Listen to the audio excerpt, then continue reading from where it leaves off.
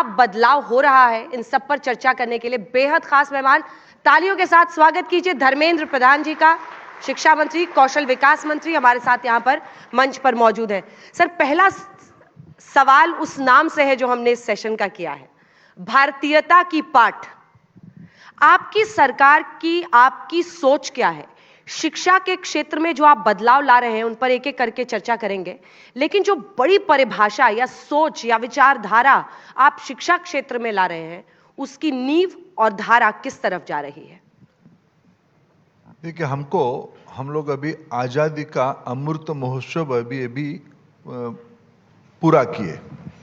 अभी प्रधानमंत्री नरेंद्र मोदी जी ने अमृत काल की अंदर सभी को आह्वान किया है 2047 तक भारत को एक विकसित देश बना के ही रहेंगे। कोई ऑप्शन हमारे सामने नहीं है। ये भारत की आवश्यकता सिर्फ नहीं है, ये दुनिया की आवश्यकता है। भारत जैसे एक संतुलित सभ्यता दुनिया की विकास की केंद्र बिंदु बने, इसीलिए हमें विकसित होना पड़ेगा, हमें आत्मनिर्भर होना पड़ेगा, हमें स्वावलंबी होना पड़ेगा, तब जाके दुनिया में एक सही संतुलन रहेगा। यह भारत की सभ्यता की सीख है। इसीलिए वो सारा विषय तब संभव होगा जब सभी चीज़ों की, ये सारे रचना की केंद्र में शिक्षा है। शिक्षा सही होगा, शिक्षा की उपज सही निकलेंगे, शिक्षा की दिशा सही होगा, तो एक अपेक्षित समाज की जो कल्पना हम कर रहे हैं, एक डेवलप्ड कंट्री की हम कल्पना कर रहे हैं, उसी रास्ते में हम जा पाएंगे। उसी दिशा में आपने सही शब्द भी चुना। भारतीयता को ही बढ़ाने से, ये कोई साम्राज्यवादी स्लोगन नहीं है, ये कोई अधिकारवाद का तत्व नहीं है, ये एक समावेशी, जिसके बारे में हम लोगों ने अभी G20 की मंच पे प्रधानमंत्री जी ने विश्व को इसी विषय के साथ इकट्ठा किया। हम संपूर्ण विश्व को एक परिवार मानते हैं। वसुधैव कुटुंबकम हमारी सभ्यता की उपज है, इसी को हम बेस बनाना चाहते हैं। इसलिए मैं आपको बधाई देता हूं। आज तक की इस एजेंडा में मैं बहुत आनंदित हूं आके, इसी शब्द के साथ भारतीयता के बारे में आपने महत्व दिया है। शिक्षा मंत्री जी, आपके कंधों पर बहुत बड़ी जिम्मेदारी है। जहां से मैं देख रही हूं, आप आने वाली पीढ़ी किस तरह से शिक्षा ग्रहण करके अपना करियर बनाएगी, उसको आप दिशा निर्धारित कर रहे हैं। सबसे पहले मैं चाहती हूं कि न्यू एजुकेशन पॉलिसी के बारे में, क्योंकि अभी भी लोगों के मन में बहुत क्लियर नहीं है। हम लोग पढ़े 10+2+3, मुझे लगता है यहां पर ज्यादातर लोगों ने वही शिक्षा की होगी। मैंने भी वही पढ़ा। आपने भी वही पढ़ा है। अब 5+3+3+4, ये क्या है? मतलब ये कौन कौन से क्लासेस होंगे? हम तो जानते हैं कि 10th का एग्जाम दिया, फिर 12th का दिया, फिर जिस प्रोफेशन में जाना था उसका ग्रेजुएशन किया। ये जो 5+3+3+4 है, ये कौन कौन से क्लास के पैरेलल्स हैं और कहां तक ले जाएंगे? अंजना जी, 34 सालों के बाद भारत में एक पैराडिम शिफ्ट करने का प्रयास किया गया है। आज़ादी के उपरांत, देश की और आज़ादी की पहले थोड़ा, संविधान सभा बनी, देश की नीति कैसे होगा, देश की व्यवस्था कैसे होगी, एक कॉन्स्टिट्यूएंट असेंबली बना, उसमें उसके बारे में विचार हुआ। उसके बाद 2020 से 34 साल पहले एक नीति थी शिक्षा के बारे में। 34 साल के बाद प्रधानमंत्री नरेंद्र मोदी जी ने राष्ट्रीय शिक्षा नीति 2020 लाए, जिसको कॉन्स्टिट्यूएंट असेंबली की तरजीह पे एक बहुत बड़ा विमर्श के उपरांत, सारे अनुभव को समाहित करते हुए एक मसौदा, एक दार्शनिक मसौदा प्रस्तुत किया गया। एक फिलोसॉफिकल डॉक्यूमेंट में उसको मानता हूं तैयार किया गया है। उसमें कई आयाम है, कई रंग है, उसकी कई रूप है, कई उपलब्धि उसमें से हासिल होगा, इसे प्रतिबद्धता है। लेकिन आपने स्पेसिफिक एक विषय में पूछा कि ये जो 5+3+3+4 ये रचना क्या है। उसमें पुराने व्यवस्था से एक पैराडिम शिफ्ट है। इसीलिए पहले हमारी क्लास 1 से पढ़ाई शुरू होती थी, 1 to 12, ये 12 साल की व्यवस्था थी। इसको अभी ये 5-3-3-4 में 15 साल तक किया गया है। विश्व में एक कॉन्सेंसस है, सारे एक्सपर्ट्स उस विषय को स्वीकृति देते हैं। एक बच्चा की एक बालक या बालिका की मानसिक विकास 85% हो जाती है जब उसको 3 से 8 साल के अंदर वो गुजरता है। इसीलिए भारत में शिक्षा को, नई चीजों को व्यवस्थित तरीके से सीखने की प्रक्रिया को एज 3 से शुरू किया गया। इसीलिए बाल वाटिका 1, 2, 3 यानी 3, 4, 5, 6, 7 यानी 8 पहुंचते पहुंचते उसको क्लास 1 और 2 कंप्लीट करेगा। ये पहला 5 में क्लास 2 खत्म। इसको कहा गया प्रिपरेटरी, ठीक है। इसको कहा गया फाउंडेशनल। फिर 3, 4, 5 ये कोहोट हुआ, फिर 6, 7, 8, फिर 9, 10, 11, 12। इसी में इसीलिए हुआ 5 यानी क्लास 2 तक, फिर क्लास 5 तक 3, फिर क्लास 8 तक 3, फिर 9, 10, 11, 12 जिसमें 2 बोर्ड परीक्षा होगा। एग्जाम कब कब होगा? 2 एग्जाम होगा। इसी रचना को 15 साल की पढ़ाई को, और पढ़ाई का प्रारंभ किताबों से नहीं होगी, खिलौना से होगी, कहानी से होगी, मैजिक से होगी, गीत से होगी, डांस से होगी। बच्चों को एक्टिविटीज जो आज हम प्ले स्कूल दिखते हैं उसको एक फॉर्मल रूप देना। इसीलिए राष्ट्रीय शिक्षा नीति की रिकमेंडेशन में एनसीए बनी, उनकी कैरिकुलम और लर्निंग टीचिंग लर्निंग मटेरियल भी आ गया है। इसको नाम दिया गया है जादुई पिटारा। बच्चों को जादू के प्रति आकर्षण है, नई चीजों को सीखने के लिए आकर्षण है। इसलिए पढ़ाई का इंट्रोडक्शन, गणित और भाषा का इंट्रोडक्शन, संख्या और भाषा का इंट्रोडक्शन खेल खेल में शुरू होगी। अगर हम 8 साल तक उस पर ध्यान देते हैं तब उसकी क्रिटिकल अप्रोच उस बच्चे में डेवलप होगी। रोट लर्निंग से लेके वो क्रिटिकल थिंकिंग की ओर जाएगा। ये इस राष्ट्रीय शिक्षा नीति की एक प्रमुख रिकमेंडेशन है। देश भर में उसकी इम्प्लीमेंटेशन शुरू हो गई है। सीबीएसई ने अपने स्कूल्स में, केंद्रीय विद्यालय और कई राज्यों ने उसको अडॉप्ट करने की काम शुरू कर दिया है। इसकी लाभ आने वाले 3, 4, 5 साल के अंदर दिखने को मिलेगा। ये आरोप लगता है, आपने जैसे जादुई पिटारा शब्द बोला, कि आप जो मौजूदा शिक्षा व्यवस्था है उसका हिंदीआइजेशन कर रहे हैं। आप हिंदू सांस्कृतिक राष्ट्रवाद को, जो आपकी पार्टी की मूल विचारधारा है, उसको आप शिक्षा व्यवस्था में उसका समावेश कर रहे हैं। इस पर आप क्या कहें? देखिए अंजना जी, ये आप जज हो, मैं क्या करूं? मैं आपकी जजमेंट में गुनहगार बन जाता हूं। ऐसा नहीं है अंजना जी। मेरे मातृभाषा उड़ीसा है। मैं पिछले 40 साल से मेरे विचार परिवार में एक सामान्य कार्यकर्ता से यहाँ तक पहुँचा हूँ। मैं कोई किसी के बहकावे में यहाँ नहीं आया हूँ, इस विचार के साथ नहीं जुड़ा हूँ। मेरे प्रतिबद्धता, मेरे स्पष्टता मैं समझ के यहाँ आया हूँ। मेरे विचारधारा, मेरे राजनीतिक व्यवस्था कभी कोई हिंदी राष्ट्रवाद को लाता नहीं है। लाता तो धर्मेंद्र प्रधान यहाँ नहीं आता। ये बात मैं बहुत नम्रता के साथ, स्पष्टता के साथ कहता हूँ। राष्ट्रीय शिक्षा नीति ने उस विषय को बड़े स्पष्ट किया है। आज प्रधानमंत्री मोदी जी कहते हैं भारत की सभी भाषा, सभी मातृभाषा, सभी स्थानीय भाषा, ऑल लैंग्वेज और नेशनल लैंग्वेज। आज तो हम काशी तमिल संगमम करके दुनिया की सबसे पुरानी भाषा को उतना ही महत्व देते हैं जितना हिंदी को देते हैं। आज ओहमिया भाषा, पंजाबी भाषा, मराठी लैंग्वेज, मलयालम, तेलुगु, कन्नड़, गुजराती, बंगाली, उड़िया, मराठी, ये सभी भाषा को इक्वल इम्पोर्टेंस है राष्ट्रीय शिक्षा नीति में जितना हिंदी को है या अन्य भारतीय भाषाओं को है। 22 शेड्यूल लैंग्वेज में आज सारे रचना की जाती है। हमने जादुई पिटारा को बहुत सोच समझ के कहा है। हमें कोई नामों में आप विषय नहीं है, विषय है तत्वों में। कहानी तो सभी भाषा में होगा। अभी तो हमने भारत की आदिवासी भाषाओं में भी प्राइमर बना रहे हैं। इंटरलिंकिंग लैंग्वेज की संबंध क्या है उसके बारे में शिक्षकों को और बच्चों के लिए टीचिंग लर्निंग मटेरियल बना रहे हैं। भाषा पिछले 70-75 सालों में एक राजनीतिक पॉइंट स्कोर करने की बिंदु बनी। आज मोदी जी के नेतृत्व में भाषा यूनिफायर है, संयोजक है, जोड़ने वाली तत्व है। यह हमारी सभ्यता की प्रमाण आधारित तथ्य है। आज राष्ट्रीय शिक्षा नीति उसी को ही रीइंफोर्स किया है। यही है भारतीयता। एक आरोप जो आप पर लगता है, क्योंकि जब भी बदलाव होता है तो उसका विरोध भी होता है, उसकी निंदा भी होती है, बहुत लोग उसकी सराहना भी करते हैं। जब से विपक्षी गठबंधन इंडिया बना है तब से भारतीय जनता पार्टी और मौजूदा सरकार का सारा फोकस हो गया है कि भारत शब्द का इस्तेमाल हो। इंडिया वर्सेस भारत एक डिबेट देश में छिड़ गया है।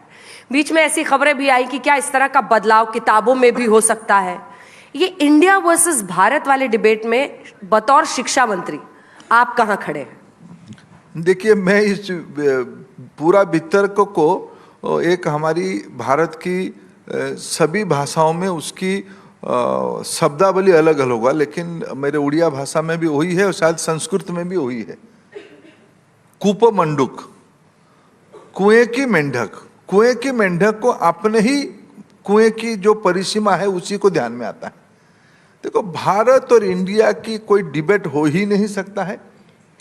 भारत आदि अनादि काल की शब्द है, भारत की परिचय है। हजारों साल पहले इस भूखंड को आप किसी भी ग्रंथ में जाओ, जो वर्णन किया गया, इसके नाम क्या कहा गया है? इसकी नाम भारत ही कहा गया है। चलो अंग्रेज आए, वो अपना सुविधा में इसकी नाम इंडिया कहे, और हमारी संविधान सभा उसको वितर्क विमर्श करते हुए कहा India that is Bharat. Bharat को ही इंडिया कहा गया है। और आज हम 75 साल आजादी के बाद जब प्रधानमंत्री जी कहते हैं कि हमें गुलामी की मानसिकता से बाहर आना पड़ेगा। आफ्टर ऑल ये 1835 में मैकोले कोई भारत की या इंडिया की बहुत बड़ा लोक कल्याण के लिए उन्होंने एक पद्धति बनाई थी क्या? ये तो मिनट्स में है, इतिहास की हिस्सा हो चुका है। भारत को लंबे समय तक गुलामी में रखने के लिए, अर्थनैतिक रूप में शोषण करने के लिए जो मसौदा मैकोले ने बनाया था, उसी की उपज है ये डिबेट भारत और इंडिया की। मैं नहीं मानता हूं ये कोई डिबेट है। हमें कोई परहेज नहीं है इंडिया कहने में, हमें कोई परहेज नहीं होनी चाहिए किसी को भारत क्यों कहा। और कुछ लोग अगर इसको एक सीमित दृष्टि से दिखना चाहते हैं, राजनीतिक चश्मे से दिखना चाहते हैं, वो कुपमंडूक है। मैं उनको क्षमा करता हूं, उनको मैं इस वितर्क में नहीं जाना चाहता हूं। ये सभ्यता को ही अपमानित करने की बात होगा अगर हम इस डिबेट को बढ़ावा देंगे। आज हम गुलामी की मानसिकता से बाहर आना चाहिए, आत्म स्वाभिमान के साथ चलनी चाहिए, आत्मनिर्भर होनी चाहिए। डीकोलोनाइज आज एक एजेंडा बन चुकी है इस सभ्यता की, देश की। इसलिए मैं इस विवाद को बेबुनियाद मानता हूं। ब्रिटिश कॉलोनियल एरा से जरा सा पीछे आपको मुगल एरा में अब मैं ले जाना चाहती हूँ। क्या मौजूदा सरकार ये मानती है कि या सोचती है कि मुगल इन्वेजन्स, आक्रांताओं के बारे में बहुत ज्यादा लिखा गया है? ये आरोप विपक्षी पार्टी लगाते हैं कि आप लोग भारत के हिस्ट्री, इतिहास के कुछ हिस्सों को किताबों से हटाना चाहते हैं मुगल एरा के बारे में। पहले उस पर आपका जवाब, फिर आगे बढ़े। अंजना जी, मैं कोई भी चीज को छोड़ना नहीं चाहता हूं। एक बात स्पष्ट करूं, मैं एक थोड़ा क्रोनोलॉजिकली जो हो रहा है शिक्षा विभाग बतौर शिक्षा मंत्री मैं आपकी माध्यम से देश के सामने रखना चाहता हूं। पार्लियामेंट में भी मैंने इस विषय को स्पष्टता से पिछले दिनों में भी कहा कि इस सत्र में भी कहा है। देखिए, अभी स्कूली पाठ्य पुस्तक क्लास 2 तक बन चुकी है। टीचिंग लर्निंग मटेरियल और पाठ्य पुस्तक 1 और 2 का बन चुके हमने लोकार्पित कर दिया, जिसको हमने जादुई पिटारा कहा। 3 से 12 तक पाठ्य पुस्तक बनने की काम चल रहा है। इसलिए अभी तो कहना उचित नहीं कि किसको हमने जोड़ा किसी को छोड़ा। अभी तो चाहे आए ही नहीं पब्लिक डोमेन में, इसलिए वो आशंका बेबुनियाद है। अब आने दीजिए। लेकिन इसमें से मैं कुछ स्पष्ट करना चाहता हूं। हम किसी को छोड़ना नहीं चाहते। हमें कोई सरल रेखा को मिटाने के लिए कोई आवश्यकता नहीं है। हमें लंबी रेखा खींचने की आवश्यकता है, लंबी रेखा। क्योंकि इस देश की, देखिए, मैं अगर पूज्य तिलक जी को कोट करूं, मैं कभी मेरे मन में जिज्ञासा आया कि अगर वेद सर्व विद्या की महा ग्रंथ है, उस ग्रंथ की आयु कितना है? किसी के मन में डिस्प्यूट नहीं है कि वेद हमारी सबसे पुरानी ग्रंथ है, गीता उसकी उपज है। उसकी आयु कम से कम 8000 साल पुरानी है, माननीय तिलक जी ने कहा है, पूज्य तिलक जी ने कहा है। अगर हम उस समय से चीजों को आगे ले जाते हुए देखें कि सारा चीजों की ऐतिहासिक पृष्ठभूमि है। क्या हमारे देश के इतिहास 1000 साल की है? कि हम सिर्फ आक्रांताओं की विजय को ही पढ़ेंगे क्या? क्या हमारी पुराने सभ्यता जिसमें विज्ञान था, जिसमें कला था, जिसमें संपन्नता की उत्कृष्ट स्थिति थी, उसकी उस अर्थनीति को नहीं पढ़नी चाहिए? ये विवाद क्यों हो रहा है? कल मैं लोकसभा में 2 दिन पहले और कल राज्यसभा में एक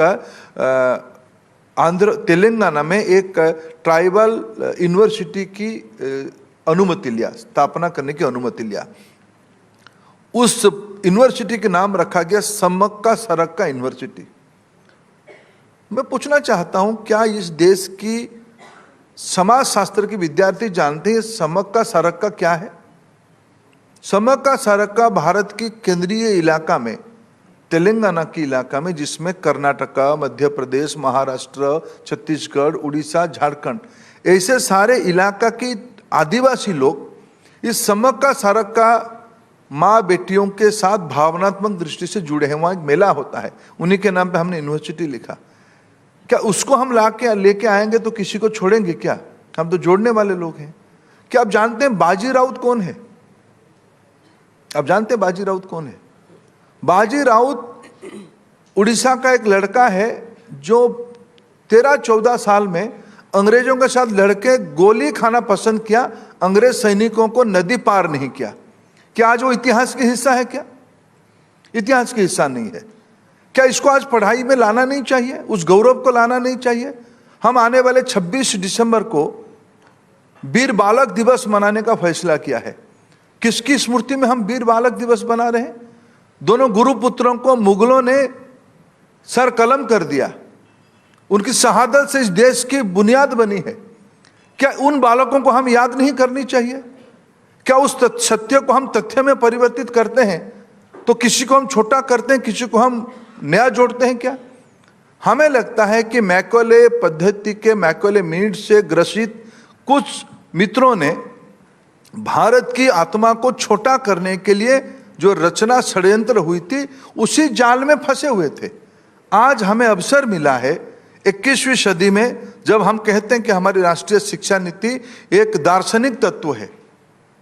अभी 2 दिन पहले ईरान की एक थिंक टैंक की, जिसकी नाम है सादी फाउंडेशन, जो पर्शियन लैंग्वेज की एक हमारी केंद्रीय साहित्य अकादमी की ततुल्य संगठन आप मानिए, उनकी प्रमुख आए थे मिलने के लिए मेरे को। मैंने जिज्ञासा बसत पूछा कि भाई आप कैसे मिलना हुआ, आप आए कैसे? मैंने कहा साहब मैं एक किताब लेके आया हूँ, जिस किताब की नाम है सियासते मेली अमुजेस। मैंने पूछा इस किताब की अर्थ क्या है? बोले ये भारत के बारे में किताब है। बोले किताब की नाम अर्थ क्या है? बोले कि राष्ट्रीय शिक्षा नीति। अंजना जी, आज दुनिया की ईरान, मैं नम्रता के साथ कहता हूं अन्य कोई देश ने, ईरान ने भी आज भारत की राष्ट्रीय शिक्षा नीति की किताबों को, पॉलिसी पेपर को अनुवाद करके हम क्या कर सकते उसमें वो पोजीशनिंग कर रहे हैं। और मेरे देश में कुछ मैकॉले विचार प्रभाव में विश्वास करने वाले लोग कुछ इस बड़े कामों को छोटा करने का प्रयास करते हैं। प्रजातंत्र है, उनको अपना काम करने दीजिए। देश उस मिजाज में अभी नहीं है। देश आगे लंबी छलांग लगाने के मूड पे आ चुका है। हम अपना काम करेंगे। जिनको हम कह रहे हैं मेरे प्रजातंत्र है, उनको अपना काम करने दीजिए। यूनाइटेड अरब एमिरेट्स में भी आप वहां पर गए थे और सीबीएसई का एक दफ्तर वहां खुल रहा है। जी, हमने अभी आईआईटी भी खोले। अफ्रीकी देशों में आईआईटी खुल रहा है। हम विश्व की अच्छे इंस्टीट्यूशंस को भारत में लाने का न्योता दे रहे हैं। इसके लिए पॉलिसी बनाए। शिक्षा तो हम तो भारतीय व्यवस्था में हम तो विद्या को दान मानते हैं। विद्या दानम सबसे पुण्य काम हम मानते हैं। विद्या लेना किसी से, विद्या देना किसी को, हमारी कोई परहेज नहीं है। हम तो एक नई भारत की नई पीढ़ी एक नई माहौल के अंदर जा चुका है। अब आज की राजनीति पर असल विवाद पर पहुंचते हैं। Modi era versus Nehru era. वो कह रहे हैं कि नेहरू जी के इर्द गिर्द जो भी इतिहास है उन हिस्सों को भी कम करके आप मोदी जी की सफलता है चंद्रयान 3, मोदी जी के कटआउट्स के साथ सेल्फी पॉइंट्स यूनिवर्सिटीज में बने। आप मोदी जी को तो ग्लोरीफाई कर रहे हैं, लेकिन नेहरू एरा को आप छोटा कर रहे हैं। इस पर आपका जवाब। देखिए, यह तो एक अनावश्यक विवाद है। सभी माननीय प्रधानमंत्रियों की अपने अपने भूमिका रही, इस देश को बनाने में अपने अपने योगदान रहा है। यह मैं नहीं कह रहा हूं, मेरे नेता माननीय प्रधानमंत्री नरेंद्र मोदी 2014 में जब चुन के आए, संसद के अंदर जब उन्होंने पहला बोलने की अवसर उनको मिला संसद में, इन्होंने कहा है, ऑन रिकॉर्ड है, कि अब तक जिन महानुभावों के हाथों में इस देश की बागडोर रहा है, सभी की योगदान से देश यहां तक पहुंचा है। हम नेहरू जी की योगदान को छोटा नहीं करना चाहते, नहीं भी कर सकता, हम कौन होते हैं छोटा करने के लिए, लेकिन कुछ तथ्य है। मैं उल्टा एक पूछता हूं, क्या सरदार पटेल की योगदान इस देश को जानने की आवश्यकता नहीं था? क्या उस समय की राष्ट्रीय नेतृत्व की केएम मुंशी की संविधान सभा में रोल के बारे में जानकारी सही तरीके से आना नहीं चाहिए था? क्या बाबा साहेब आंबेडकर जी की विचार प्रखरता के साथ समाज के सामने आना नहीं चाहिए था? आने दिया गया है क्या? क्या पटेल जी की प्रतिमा, दुनिया की सबसे बड़ा प्रतिमा प्रधानमंत्री मोदी जी बना के कोई गुनाह किए? अगर मोदी जी ने उनको बनाया और हम मोदी जी का प्रशंसा किए, तो आप कहोगे कि मोदी एरा को हम महत्व देते हो। अगर मोदी जी भगवान बिरसा मुंडा की जन्मदिन को जनजाति गौरव दिवस के रूप में मनाने का फैसला करते हैं, आप कहोगे उसमें राजनीति होती है, मोदी एरा की आप महत्व देते हो? क्या चंद्रयान 3 में मोदी जी चले गए वैज्ञानिकों को प्रशंसा करने के लिए, उसको हमने चंद्रयान की एजुकेशन मॉड्यूल में लिख दिया, कोई गुनाह कर दिए क्या? यह असहिष्णुता क्यों है? क्योंकि कुछ लोग, मैं आपसे क्षमा याचना करते हुए इस विषय को कहना चाहूंगा, कुछ लोग मानते हैं, विशेष करके कुछ खानदान के लोग, कुछ परिवार के लोग मानते हैं देश उनकी जागीर है, देश में उन्हीं की एकाधिकारवाद रहनी चाहिए, बाकी कोई कैसे आ सकता है? गरीब की लड़का नरेंद्र मोदी कैसे लोगों की आस्था को ले सकता है? ये आस्था लेने के तो ठेका हमको ही मिला है। ये जो एक सामंतवादी फ्यूडल माइंडसेट है ना, इसी को लेकर कॉन्फ्लिक्ट हो रहा है। और ये लोग भूल रहे हैं कि देश में डेमोक्रेसी ही है, यहां कोई तानाशाह नहीं है, किसी की जागीर नहीं है, किसी की घराने की ये संपत्ति नहीं है, देश की चीज है, देश ने तय किया है। इसलिए कोई नेहरू बात को छोटा करना, मोदी बात को बड़ा करना, यह वितर्क अनावश्यक है। सभी प्रधानमंत्रियों को अपना अपना योगदान है। आज के प्रधानमंत्री आप ही लोग तो निकालते हो, विश्व की सबसे लोकप्रिय नेता है, देश के अंदर सबसे बड़ा अप्रूवल रेटिंग प्रधानमंत्री जी का है। हम तो अपने पार्टी से कहते ही हैं, हम तो अपना नेता को बड़ाई करेंगे, लेकिन आज समाज कर रहा है तो किसी को क्यों असहिष्णुता हो रही है? इससे पहले कि कुछ राजनीतिक सवाल जल्दी जल्दी ले, एक सवाल और शिक्षा के क्षेत्र से, number of drop outs, school drop outs की संख्या में जो जबरदस्त लगभग 12,000 के आसपास जो नंबर है, क्या वो आपके शिक्षा मंत्रालय के लिए सबसे बड़ी चिंता और चुनौती एक साथ नहीं है? देखिए, इन दिनों में ये स्कूल ड्रॉप आउट नहीं जो इन दिनों में डिबेट हुई है अंजना जी, तो एक अच्छे इंस्टीट्यूशंस की ड्रॉप आउट के बारे में कोट हुई है।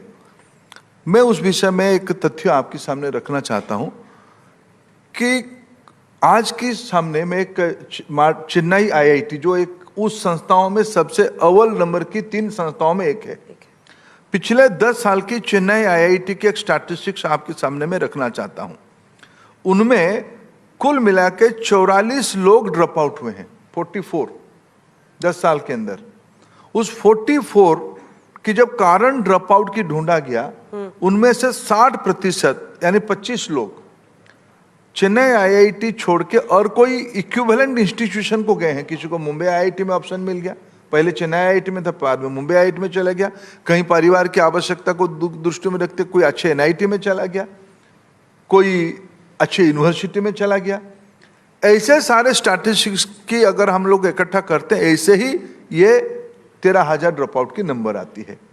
लेकिन इन दिनों में जो उच्च शिक्षा में विद्यार्थियों की बढ़ने की नंबर आई है, मैं अगर 13-14 की एक बेस लाइन पे 13-14 में भारत में जितने हायर एजुकेशन में स्टूडेंट्स थे, आज जितना स्टूडेंट है अगर इसकी ग्रोथ में देखूं 26%, 26% ग्रोथ हुई है 13-14 की तुलना में आज तक। देश में नए हायर एजुकेशन इंस्टीट्यूशन खोले हैं। आज 1100 तक यूनिवर्सिटी इक्विवेलेंट यूनिवर्सिटी है, इंस्टीट्यूशन है। 50,000 कॉलेज हैं, अनेक नए इंस्टीट्यूशन खोले जाते हैं। ओपन लर्निंग सिस्टम के माध्यम से करोड़ों विद्यार्थी अपने काम करते हुए पढ़ाई में जुड़ रहे हैं। भारत शिक्षा स्टैटिस्टिक्स में दुनिया को चकित करने वाले नंबर की ओर जा रहा है। अब थोड़ा पॉलिटिक्स पर आ जाते हैं, क्योंकि अंत की तरफ हम बढ़ रहे हैं इस पूरे इंटरव्यू में। हाल के 5 राज्यों के चुनावी नतीजों में राजस्थान, मध्य प्रदेश और छत्तीसगढ़ में मिली जीत, लेकिन ओडिशा, देखिए प्रधानमंत्री नरेंद्र मोदी का उज्ज्वला योजना जो उनके लिए सबसे प्रिय था, माताओं के लिए, कि उनके लिए सुरक्षित तरीके से वो घर में खाना बना पाए, उज्ज्वला मैन, आप उसके कर्णोधार बने। दूसरी तरफ अब NEP, न्यू एजुकेशन पॉलिसी भी आप ही लागू करा रहे हैं।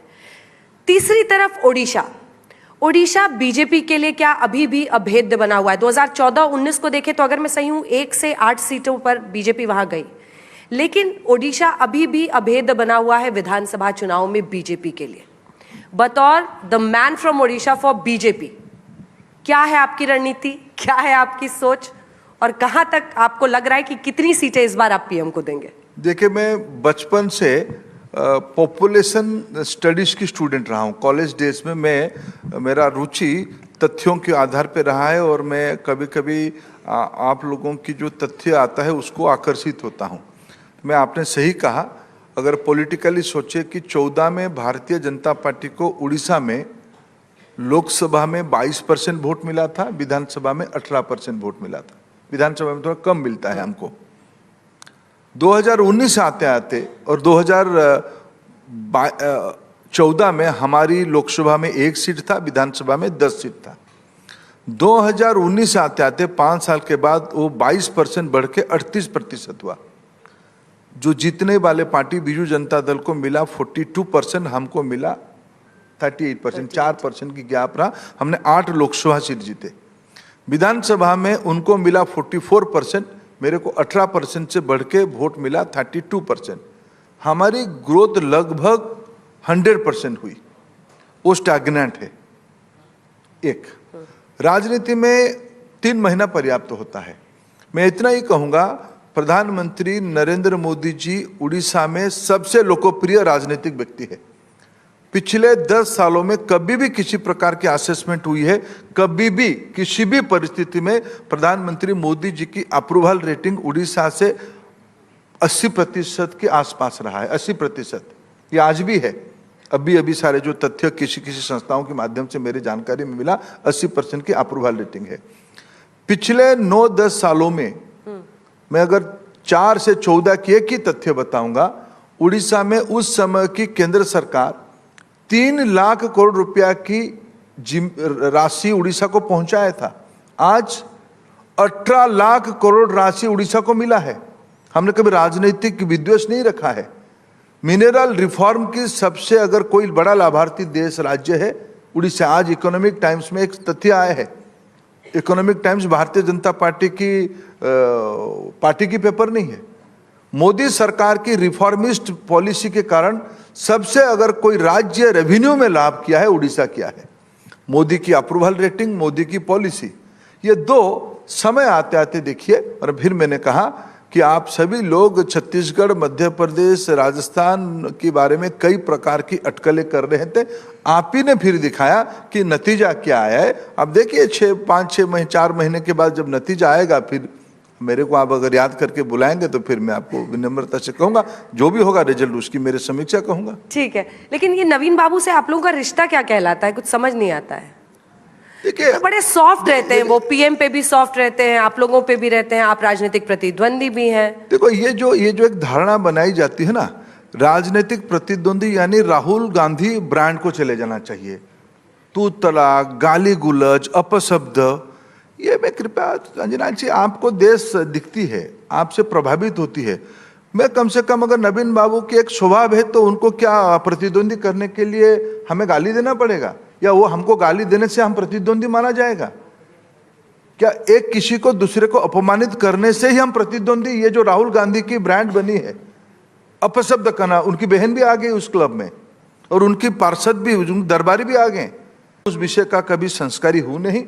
अगर नवीन बाबू ऐसा नहीं है तो नहीं है कि हम क्या अपना प्रतिद्वंदी को, हम तो आज कहे ना, मैं पिछले लोकसभा में हम दोनों की वोट परसेंटेज की गैप 20% से घट के 20% से, तब भी वो 44% थे, हम 22% थे, तब 20-22% की गैप था। पिछले बार हम राजनीतिक लड़ाई करते 4% में गैप तक ले आए। इस बार मैं कॉन्फिडेंट हूं हम 45% वोट के ऊपर जाएंगे। 15 से कम लोकसभा हम नहीं जीतेंगे उड़ीसा में, ये मैं आज जिम्मेवारी के साथ कहता हूं। इसके लिए नवीन बाबू को अपशब्द कहना कोई आवश्यकता है मेरे को नहीं लगता है। हम अपने नीतियों में रहे, वो अपना नीति में है, जनता तय करेगा। कम से कम मेरे राज्य के लोग तो अपशब्द में नहीं जाते हैं, इसलिए मेरे को फक्र है, मेरे को गर्व है कि मैं ये जो Rahul Gandhi mark of competitive politics में हम नहीं है। अब 2024 को लेकर एक आखिरी प्रश्न आपसे, और वो ये कि आप तो जाहिर तौर पर कहेंगे कि आपकी पार्टी ही सरकार बना रही है, लेकिन इंडिया गठबंधन भी कह रहा है, कांग्रेस कह रही है हम 40% वोट पर इन राज्यों में अपना स्थायी जगह बनाए हुए हैं, इंडिया गठबंधन के साथ ही मिलेंगे तो फिर बीजेपी को पलटना आसान होगा हमारे लिए। इस पर आपकी क्या राय है? अगर सीट शेयरिंग गठबंधन कर लेता है तो क्या ये आप लोगों के लिए सबसे बड़ा चैलेंज नहीं है 2024 के लिए? देखिए, चैलेंज तो हम सब चीजों को मानते हैं। भारतीय जनता पार्टी के ऊपर तो ये आरोप है, ये प्रधानमंत्री नरेंद्र मोदी चुनावी प्रचार करते रहते हैं, अमित शाह जी चुनाव प्रचार करते रहते हैं, जेपी नड्डा जी चुनाव कामों में लगे रहते हैं, वो तो लगेंगे, पार्टी प्रेसिडेंट है। ये तो आरोप हमारे ऊपर है। भाई देखो, दूसरे की तैयारी उनको मुबारक। एक शब्द है भारत की लोक भाषा में, एक सभ्यता है, मुंगेरी लाल की हसीन सपने। सपने देखने में किसी को आपत्ति नहीं है। वो मुंगेरी लाल की कुनबा है, भानुमति की कुनबा है, वो सपना दिखे। भारत की गरीब, भारत की वंचित, प्रधानमंत्री जी ने कहा हमारी 4 जाति है, गरीब है, किसान है, युवा है, महिला है। ये 4 पहिया भारत की अस्मिता की रथ की, ये 4 पहिया नरेंद्र मोदी को ही भरोसा करके सारथी का रोल दिया है, आने वाले दिनों में भी देगा, मेरे को कोई संदेह नहीं इसमें। एक सवाल मैं अपने आप को पूछने से रोक नहीं पा रही हूं, क्या बीजेपी में मंत्रियों को अब ये लगता है कि पता नहीं कौन मंत्री कब रहे, कौन कब सांसद बन जाए, कौन सांसद से विधायक बन जाए, विधायक से शायद मुख्यमंत्री कोई बन जाए, कोई सुबह सुबह उठता है कि आज तो मैं सीएम बन गया। ये बड़ा उथल पुथल। अंजना जी, मैं आप ही का टीवी एक देख रहा था। देखिए, आप भारतीय जनता पार्टी की संस्कृति को समझ रहे हैं, मैं बहुत आभारी हूँ। कम ये तो मेरे संस्कृति को, फिर मेरे ही भाषा को आप बोल रहे हो। हम कहते हैं कि कार्यकर्ता आधारित पार्टी। कल छत्तीसगढ़ की जब शपथ हो रहा था, प्रधानमंत्री नरेंद्र मोदी जी का एक चित्र देश के सामने आया। एक राज्य की मुख्यमंत्री, आदिवासी व्यक्ति मुख्यमंत्री का शपथ लेगा, उस मुख्यमंत्री की शपथ की टेबल कुर्सी सजाने के काम कौन कर रहा था? प्रधानमंत्री मोदी कर रहे थे। ये मेरे पार्टी है। मैं बहुत शुक्रगुजार हूं आपको, मेरे पार्टी की संस्कृति को आपने समझा। हम किसी भी काम को छोटा बड़ा नहीं मानते, सबकी।